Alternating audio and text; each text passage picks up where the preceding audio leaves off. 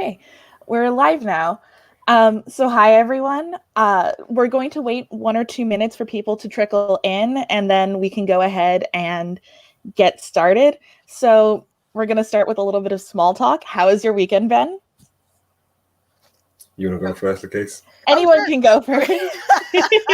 popcorn camp. My weekend is going quite well, just trying to enjoy the weather. It's been really hot, so staying inside, using that as an excuse to write. But yeah, it's going well. How about you two? You can go, Cam. Okay, I was doing ladies first, but okay, I'll go. I mean, my week has been all right. It's been kind of hectic. I've been doing a lot of stuff to basically help myself go to this place that I'm this next kind of stage in life that I want to get to. So it was kind of a really crammed Thursday, Friday, Saturday, and obviously today is just I've just got this, and yeah, I'm just trying to relax today. So after this, I won't be doing much but watching TV or YouTube or whatever. Nice. I saw the 9th Fast and Furious movie yesterday. Ooh. No context. I've never seen a Fast and Furious movie in my life. It's wild. I don't spoil anything, but I will say they literally drive to space. That's not a joke. They drive to space. They get in a car attached to a plane, and they've attached like rocket engines to the car, and they fly to space. I saw the trailer, but I didn't believe it. I was like, no way. This is a mistake. Yeah, and Vin Diesel pulls down a building. Like, he grabs 2 chains and yanks it down. It's amazing. You know, I can't. I remember when they first started those movies, and I think there's one where I think The Rock like catches a torpedo at some point. So it's like it's too much. It's fun. They're way too much. Way too much. They're wild. I'm pretty sure the Fast family could take on the Avengers at this point. Easily. Thanos. Yeah. They are literally the Avengers at this point because they like are in cars that get exploded and shot at. Not a single scratch. I saw one scratch the entire movie. That's psychotic. I love it. You know, honestly, write your story, write that screenplay, write your book, whatever it is, do it. If we can make movies of people driving to space, sky's literally the limit. Why not? Yeah, why not? Yeah. I came out of that movie and I was like, I went to school for film. What am I doing? Okay. Such a With mess. that out of the way. So welcome everyone to Virtual Indie Book Fest. This panel is called History in a Story, and I'm here with KAM Lashley, The Color Within. Did I pronounce your last name correct, Cam? Yeah, it was perfect. Perfect. Wonderful. And LaKase Cousino, Across the Broken Tide. And did I get your name correct? Yes, you got it. Perfect. Wonderful. I realized I didn't go over last names before the panel. But I wanted to give you two a chance to like introduce yourself, talk about your book a little bit. So why don't we start with Cam, because you're first on my right. Okay. All right. Well, my name's Cam. I'm from South London. I'm an author, writer, all that kind of stuff. And I wrote The Color Within. It's a story. It's a historical fiction novel about a young black boy and an elderly white lady who basically traveled across America during the year 1919 when there's like loads of race riots going on. And they kind of have to kind of trust each other as they're going back from the deep South back to their home in Chicago. And it's quite an intense journey, of course, because it's about 100 years ago. So, you know, things were what they were back then. Yeah. Nice. That sounds dope, Cam. Sorry. Thank you. Yeah. LaKase, would you like to go? Sure, yeah. So my book is called Across the Broken Tide. It's set in the 10th century, and it's about a young woman named Dima who is a scholar and just on like the cusp of changing her whole life and going to a new kingdom to tutor a princess. And then she discovers this incredible power right as she is abducted and finds herself in another country. So it's kind of like a journey of self-discovery with some magic sprinkled in there. Awesome. Yes. Can I just add, like, I read the synopsis or the summary of your book on Amazon earlier today. Oh, yeah, thanks. I was reading that, and I was like, yo, this is dope. Like, it kind of gave me the vibes of, you read Children of Blood and Bone by Tommy Adeyemi? So yeah, good. same. So good. Yeah, it's brilliant. So I was like, this looks like a good read. So thank you. I want to get to it. Thank you. I think the same about your book. I'm excited to pick it up and read through it. 100%. Yeah. I gotta say, you both chose really interesting time periods to tell a story from. I had to use all of my history class knowledge. It was great. I loved it. So I wanted to ask you too, what got you interested in writing? And we can start with LaKase since we went with KAM last time. Sure. I think like most writers I've met, it was always just a passion. Well, I was a passionate reader at first. I read with my parents. That was what we did every night. And I've always loved storytelling. So I had this goal when I was like 12. I was like, I'm going to be the youngest writer on Oprah. That was my driving force. It didn't happen, of course, because I was 12. But I've always loved stories, love writing, love reading. But becoming a writer, that journey was kind of winding. Because it just felt like a pipe dream, but really leaned into it a few years ago and got the book out. So it's been a long road from 12 to now, several years later. But yeah. Nice. KAM, what about you? Give me the question again, because I was kind of focused on what she was saying. I forgot the question. Absolutely not. No. What got you interested in writing? Oh, okay, yeah. I mean, my stories is a bit divergent from the cases. I wasn't an avid reader growing up. Like I wasn't. It just never was something that people from where I'm from did. So naturally, I wouldn't do it myself. I'd rather play video games or play sport, football or soccer for you guys. Yeah, I wasn't really interested in anything like that. But I guess I had this kind of love for storytelling, because I remember my first kind of memory of falling in love with stories when I watched Forrest Gump. I was like maybe like 8, 9 years old, and I cried. Like I cried uncontrollably at the end of the film, and I was like, why is someone that I don't even know making me feel like this? Yeah. So it was like, what is that magic that they can kind of deliver through writing and through screen and through stories? And it kind of developed from there. And then later on in life, I wanted to make games. So me and my friends started to make games, but it didn't really work out. But I was super interested in always making a story for these games. And it kind of got out of control. And then I wrote a book because it was too much for a game. And here I am now. Very cool. Awesome. Forrest Gump is a great movie. Yeah. My favorite. Crazy that, I mean, a story of a person from like a different culture entirely from your own, different background, but it still affected you like that. That's the power of storytelling. Yeah. It's really cool. So can you please explain what it's like to be an indie writer, and why did you choose to go with that publishing route? And we can go with whoever wants to go first, or we can go with the same order we've been going in. Okay, so how do you feel? You can go first if you like. Sure. Okay, thanks. Well, being an indie writer and being published indie, it's difficult. I think just for honesty and transparency's sake, just because you don't have like that huge marketing push behind you. But I think in terms of fellow authors I've been able to meet and the process itself, I loved it. I felt like I had a lot more agency in the process. I got to speak with my publisher about the cover, and I got to work with the artists, and I've been able to talk with readers, and it's been so that there doesn't feel like there's this wall between myself and other people. But it was difficult just because, everything was on me to an extent for marketing. I had help from my publisher, of course, but to get out and find readers, it was a really big, I had to kind of stretch, like dust off the cobwebs from quarantine and try to talk to people. But I really have loved the experience just because I'm able to connect with other people in a way that feels a little bit more organic to me. I don't know what the other side of publishing is like, but I have enjoyed this process despite the difficulties. Awesome.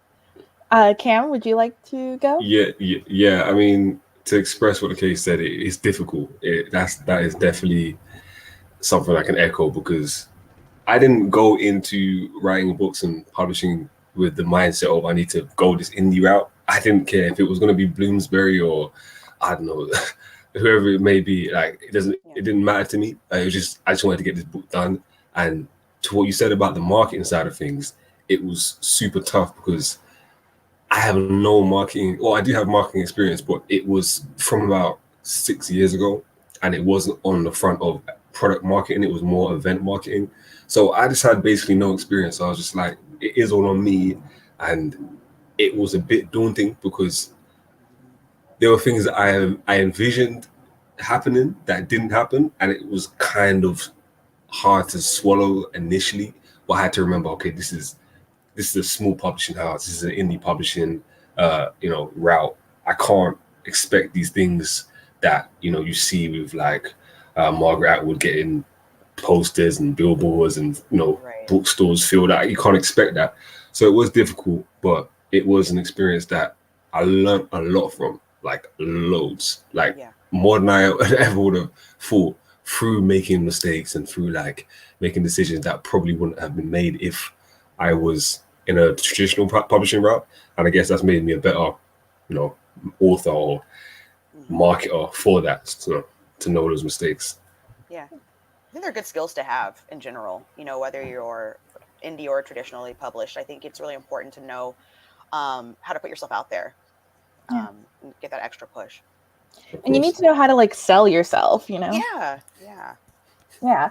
No, I appreciate both of you talking about like the difficult side of indie publishing, because I never even considered like, oh, you really have to do your own marketing. So I thought that was really interesting. It's so obvious, but I'm like, oh wait. But like, you really don't know until you're in it. I didn't even think about that. I'm like, oh my gosh, like I have to I have to get these things mailed out. I have to sign these books. I have to like talk to people I haven't talked to maybe like 5 or 10 years and see if they're interested, So it can be kind of fun depending on your personality, I guess, but it's a different aspect.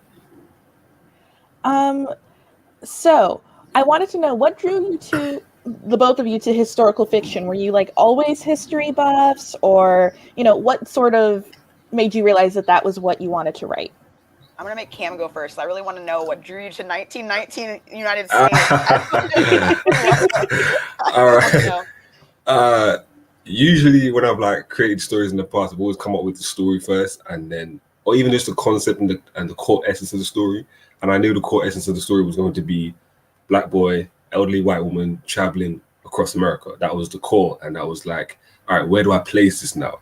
And I think I needed somewhere where things were racially tense in history, because currently it wasn't viable, because like we have cell phones and we have like means of transport that they didn't have in 1919.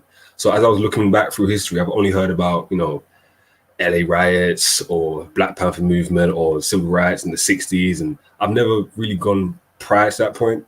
And I found that there was a whole entire like section of American history that I had never heard of before, not in TV, not in schools or anything like that. And that was 1919, which was called the Red Summer.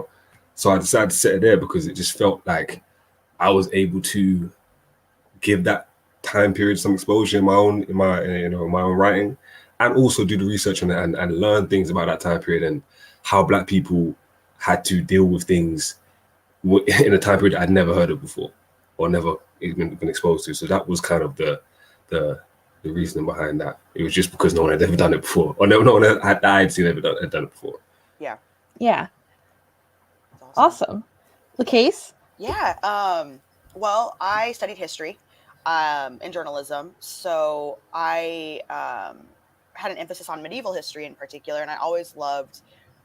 Mine's a little, I guess, kind of cheating because I knew a little bit more about the era, and just had always been obsessed with it. So I took more of a deep dive in my research to learn more, and it was just such a great experience looking at things from my own interest perspective instead of like what you have to look at university. So I had no idea how many unique stories there were. I think we have this very narrow view of history as being like incredibly patriarchal, and we look at it, I think, from our own lens, where we think everything was divided and there was no sense of like globalization or cultural exchange, and that just wasn't the case. So I really wanted to show that that there's this, what we conceive of as Europe, looked totally different at that point. So it was a really fun experience. I just love history. I think there's so many stories, and having the opportunity to connect yourself to someone who lived centuries before you and finding that common ground is what has always excited me about history. Yeah, I think you both chose really interesting time periods. Very much an early 20th century buff, and honestly, I love the setting as well to your book, LaKase, because I had never thought about reading a book that took place in the 10th century. Oh, right. Thank you. It was wild. I mean, there's so many things that happened, and I chose the specific year because in that year alone, you see so many parallels in different kingdoms and cultures. With like Mhm. power shifts and being like incredibly progressive for the time period. Sorry, I'm going to turn into Professor LaKase, but yeah, it was just it was a really cool time period for me to explore. So thank you, I appreciate that.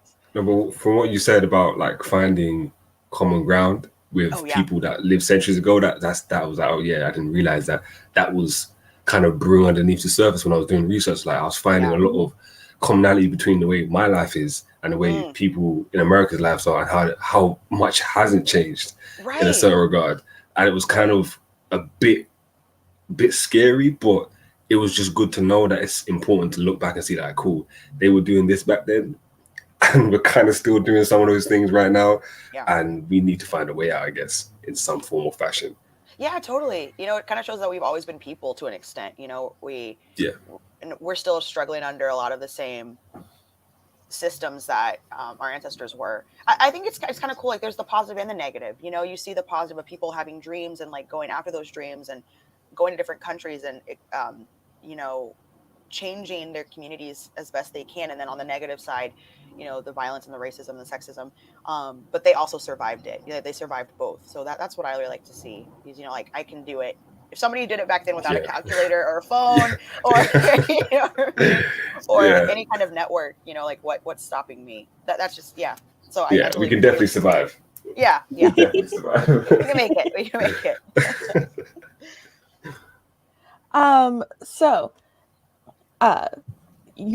So we kind of covered this actually, but if you want to say anything more on this question, your two books are set in very different time periods. Can you talk about why you chose those times and settings? We sort of went into this, but if either of you have anything else to say on that, if not, that's totally fine. Yeah, I mean, we said a lot. We just ran over a little bit. I love it when this too much to add. I don't know. Is there anything else? We can move on to a different question. This happens all the time when I interview. Well, I can tell you about this. The reason why I chose the setting. The setting it's primarily set in California. I mean, not California, Chicago. Okay. And obviously there is a lot of civil rights history that comes out of Chicago, and I felt like it was just another point on that historic map to be like, oh look, Chicago is at it again when it comes to civil rights, when it comes to racism and injustice and social equality, those kind of things. Mm-hmm. So Chicago was like a really it was perfect. The setting, I didn't even get to choose it; it chose itself almost. That's a really interesting point, like how it chooses you. There are a lot of places in my story that it just made sense for things to happen that I didn't really expect. So then I had to go back and do more research. But yeah, it's really, that's a fun aspect of writing is you kind of just follow the road it takes you on. For real. Awesome. That was a really good answer. Yeah, that was really good, Cam. I'm happy I read that question out. Yeah, see? Just give us half a second, we'll get there. Right.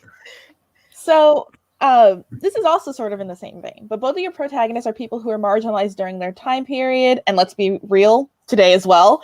LaKase, why did you choose to center a woman in Across the Broken Tide? Yeah. And Cam, why did you decide to write from the perspective of a Black protagonist in The Color Within? It's never really crossed my mind, or it hadn't at that point crossed my mind to write from any other perspective but a Black woman's, just because things are changing now. But I had so few options as a young Black girl for Black protagonists in general, male or female. And so I wanted to do that. But then, as I embark on the research, you find these stories of Black women in that period or earlier periods, living their best life, having this, these experiences and adventures. And I was like, I haven't really read a book like this in this era. from this perspective. One story I found in the course of my research was the Ivory Bengal lady. She's, I believe she's in England, Cam, but I think her remains, I think, were found in either Yorkshire. I should have looked at my notes. I'm sorry, but this is a woman who was Roman era Black woman, buried with like finery. She was a part of the nobility. And we don't think about. Well, I won't speak for everybody. I didn't really think about, even as someone who studied history, think about us in that context. We're pushed to think of Blackness as being equated with enslavement or being second-class citizens, or all of the baggage that comes along with those essentially like stereotypes. So it was really important to me to show a young woman who was intelligent and educated and loved and wrapped in nice things. Yeah, I had to kind of tell the story, if that makes sense. I took my little rambling, winding road to get there, but just kind of had it's super interesting. I just googled Ivory Bengal lady, so I want to read about that. Oh yeah, after this, yeah, read about that. Sounds super interesting. Yeah, she's in your backyard. Well, not your backyard. England's a large country. Yeah. I think I'm not sure if she's in Yorkshire. I think she might be. Yeah, you're right. Is it? Okay. Yeah. Oh, thank God. That would not be so bad. Yeah. I totally know about this. The wrong place. Oh, it's me now. Yeah. Yes. Sorry. No, sorry. For a second, I was like, did he ask? I didn't go. No, the case is me. With me, I mean, my book, it follows, say, 5 perspectives. Mainly there's like 2 main characters, and then there's 2 secondary main characters. 2 are Black, 2 are white. So Corey, who is the boy, he basically is he is just an expression of myself and what would I have done if I lived in that time period, almost. Not one for one, but he's just this kid that kind of looks at the world through really rose-tinted glasses, and he has no real understanding of what the world is like, and he gets thrust into it, and he's got like silly fears, like he doesn't like spiders, or he doesn't like, he's got asthma, so he suffers from that. Like, he's very like not fragile, but he's vulnerable, and I needed to express that change through him being vulnerable to him being a strong Black man, in a sense, through this journey. And I think his perspective is the most important, because he changes so much during this journey. Like he finds love, he finds hate, he finds what the world really is and what it really is going to, picture him as and present him as. So he kind of has to go through that. And I think following that perspective was really important. On the flip side, I chose to write from the perspective of the villain, which is a white man. And again, with him, he is not just your typical, torch and pitchfork guy. He's not that guy. He's way more complex in that he has his own issues that he's dealing with and his own demons, and he kind of expresses that through his hate. So I guess it's more about I got like a human protagonist, not just a Black protagonist, if you want to say it like that. Which was important for me to express both sides. I didn't want it just to be about, this is the white side, they hate Black people. This is the Black side, we're oppressed. Like, there was balance in the way I was presenting those ideas. Yeah, that's really cool. For both of you, I loved the choice of like the protagonists and so on, and I was really curious about those perspectives. So I wanted to know, what was your research process and how much weight do you put on historical accuracy? Right. Do you want to go first, Cam? No, you go first. You go.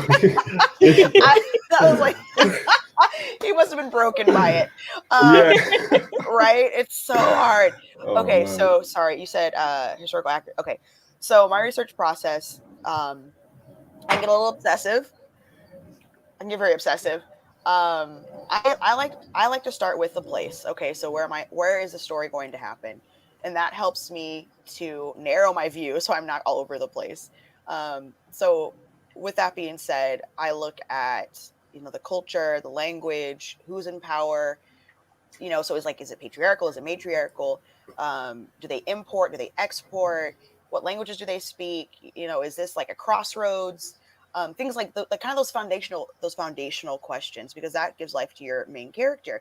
You're like, if they live in this world, what do they need to know to survive it? So that really guided me through the process. And then because my protagonist Dima is going to somewhere else, I did the same thing there. So then we can see, how does she have to adjust if they're like, are they worlds apart, or are there similarities? Who comes through this place? So yeah, that kind of guided my research and I think that helped bring a little bit of realism to the story. That's really important for me. I think if too much stands out as not belonging in that time period, it can take people out of the story. So it's really like, you're not going to set your book in 1919 Chicago and they've got, you're like, oh, and Corey pulled on a pair of like his Nike trainers, like, that's not going to work. That's something very obvious. But I think even some of those little things, like what they eat, Dima, she's living in a Muslim kingdom, so she's not going to have pork, I try to always be aware of those little things as well, so to take the reader out of it. I think that answered the question. But yeah, I think research is really important. Don't write historical if you don't want to research. There's a lot that goes into it. I think there should be a lot. It's kind of, for me, it's the fun part of it. You get to explore and learn and discover, but it can become tedious. Yeah, So I do have to follow up, and then we'll get to you, Cam. Like, how long, would you spend researching? Oh goodness, I think I probably spent a good 6 months. Wow. And I mean, the research didn't stop because there's always something new to figure out. But I definitely spent a good half a year just figuring out exactly what this world should look like, or the world did look like, but should also look like for the interest of my story. So it took me a while, and that's somewhat coming from a background of liking research and doing research. So definitely afford yourself some time with that. And I had about, oh man, how many pages? 50 pages of notes, single spaced. And a lot of those notes were just like, don't do this, or, or this happened here. So yeah, it took a lot, but I think that's because also we're so far removed from the 10th century. So I had to discover a lot for myself, despite having learned about it in school. Nice. And Cam, the same question as before, with the added question that I threw at LaKase. Keep me on my toes. But what was your research process like? How much, do you focus on historical accuracy? And also, how long did the research process take? So with what LaKase said, it was a thing where the research never stopped. It doesn't stop. It can't, because as you're going through the story, you're going to see things like, oh wait, did they do that? And then you have to Google it. Then you spend like half an hour researching something, it leads to something else, and you're there for 2 hours and you haven't written all day. And it's really intensive. But research was crucial. It definitely was one of my favorite parts about the whole process, because learning, I just love learning in general.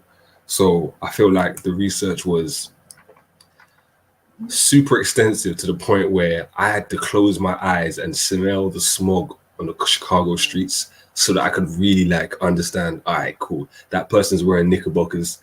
No one wears knickerbockers anymore, but they do, and they did, and they wear flat caps and they wear everything, and from the cars they drove to the, like what LaKase said, the food they ate, and then again with the traveling aspect as well, because they travel across the country. How is Texas different from how Chicago was? How is Louisiana different from how Chicago was or Texas was? You have to kind of make sure these things are consistent throughout, and historical accuracy is what makes it so tangible. Yeah. If you have, if you leave room for people to say, that couldn't have happened, then maybe you haven't done enough research. And yeah, for me, if you haven't done enough research, then I'm not going to be, you're not going to keep me for long. You're not going to keep me for long reading that book. Yeah. So yeah, and I think the amount of time it took, the bulk of it was done at the beginning, like just before I even figured out the characters, before I even figured out the plot. I did about 2 or 3 months of intensive research, like every single day, just Googling stuff that I needed to find out. So it was about 2 or 3 months at the beginning, and then obviously it continued through, like we was talking about. Nice. Incredibly complex research processes. I do like the idea of Corey putting on his Nike trainers. Took his skateboard out. Right? Jumping into his Lamborghini. And something I did want to point out, Cam, is I really liked, because you chose a very transitory period in terms of technology. So there were references to like horses and carriages and automobiles and so on. I just thought that was really interesting. Yeah. It's really cool. Yeah. At the time, I mean, there was cars, but cars had just been made maybe in the last 10 or 15 years. So they still had horses and carriages, which was mind blowing for me, because I just felt like that should have belonged in LaKase's book and not mine. Right. Yeah. So, yeah. It's really cool to think about, like that, the way that things cross, cars would have been something that only the elite had. So it would have been really rare to see them on the streets. And then that's really cool that you had that. So I have to ask, when doing research for your book, what historical fact did you come across that surprised you the most? And it could be like the wildest fact, or, oh, I didn't even know that they had this, or one of those, like those facts where you hear like, oh, in the Victorian era, everything was made with lead and mercury, and they were fine with that. Those kinds of facts. Oh, do you want to go first, or? Yeah, I can go first. Mine's pretty quick because, I mean, they had a pandemic, literally, like exactly what we're going through last year. They had an entire pandemic the same year that my book is set, and I found out, and I didn't include it in the book too much because at the time I wrote this before COVID even happened. Maybe if I knew that, maybe I would have, pushed it a little bit more into the story. But at the time, it was like, all right, cool. There's a pandemic. It is referenced and it is touched upon, and it is, plays a part in the story to a certain extent. But that was the most shocking thing. I was like, wow, they had a whole like global pandemic that killed millions and millions of people. And it was really, really strange to come to the end of the book when I was doing like second and third draft. I was like, wow, we're going through this right now. It was kind of scary a little bit. Yeah. Yeah. Was that the Spanish flu, right? Yeah, that's the one. Want to hear a crazy fact? I think you'll love it. So I'm from Kansas, and the first cases of Spanish flu were in Kansas, where I'm from. Wow. Crazy. Isn't that insane? Oh my because God. it's not actually Spanish. The flu is not actually Spanish. Not even Spanish. It's like it was like a meningitis injection that they tried to give soldiers, something like that, and it messed up, and then the US just called it Spanish flu. Yeah, let Spanish people own it. Yeah, they can take this. we have a history of doing that, but yeah, that's so cool. Little across the pond love, but okay. So for mine, there was this musician. Dima is a musician in my book, my protagonist, and there was a very famous oud player named Ziryab, which just means the blackbird, and he had come to Spain from. It's kind of debated, but they agree from the Middle East, somewhere in the Middle East. But he was kind of like a Renaissance man. He was a musician. He opened some of like the first hair salons. So he's credited with inventing the bang hairstyle. So I thought that was really cool. Just like the idea of where the bangs came from. But that was something that I was kind of like, oh, that's kind of cool. Like, go ahead. Yeah, so he was a musician and a poet, and he had his own little hair salons and gave everybody the freshest cut. So I thought that was really cool. Just thinking about that. That's dope. Yeah, that's really crazy. I never would have thought bangs to come from. I know. It was so cool. I mean, because you see them in like all kinds of cultures, but he popularized it in the Cordovan court for that hairstyle for men and women. He and like clothes. He was like the original tastemaker in that era. So yeah, I love Ziryab. I'm like, I would love to write a book about him. He's so cool. He just did so many things. How do you spell his name? It's Ziryab. that was his nickname. I can't remember his actual name, but they all called him Ziryab. Yeah. Wow. Yeah. That's One of crazy. history's first influencers. Yes, totally. He was like, "You're wearing this, you're wearing that." It's just, yeah, he did it. And he changed the court, which I think is so cool. And I love that they called him the Blackbird because of his dark skin. So I'm like, in my head canon, Ziryab, is just an African man who couldn't take, you couldn't tell him anything, and he, changed everything. So What I a love king. that. yeah, he was pretty dope. So I want to ask, do you have any upcoming projects that you're working on? And if so, can you tell us about any of them? Yeah. Next book in the series, I'm working on that. There will for sure be another. And I have a couple other ideas that are marinating. And I just had a baby, so I'm also trying to stay afloat with that. Congratulations. Wow, congrats. He was born, my book came out June 1st, and he was born June 20th. So he was with me Wow. he was with me through the whole process of edits, and yeah. So That's crazy. when I have the time, I'm working on the next book and the other books. Nice. And congratulations again. Thank you. Big congratulations. Thanks. He's great. He's very fortunate. He's a very good baby. Oh. Yeah, he sleeps. That's all we need. Cam, is there anything you'd like to share? Yeah, I mean, I'm gonna be taking a break from writing novels, and I'm gonna be screenwriting for the foreseeable future. So I've kind of dove into that side of things, and it's very different. I'll tell you that for free, because it's not as intensive as writing a book, because it's like a blueprint, but then you need the architects and the contractors and all these people to build the building, which is the film. So it's less artistic, but it is quicker, so I can pump out way more ideas I have at a quicker rate. And I've always been interested in film, and I fell in love with story through film, so it only made sense to attempt to embark on that road. But the next book I do write will likely be a science fiction novel, because I did start planning that before I decided I wanted to screenwrite. Very cool. Yeah, so there's a couple of things in the works for me. Wow.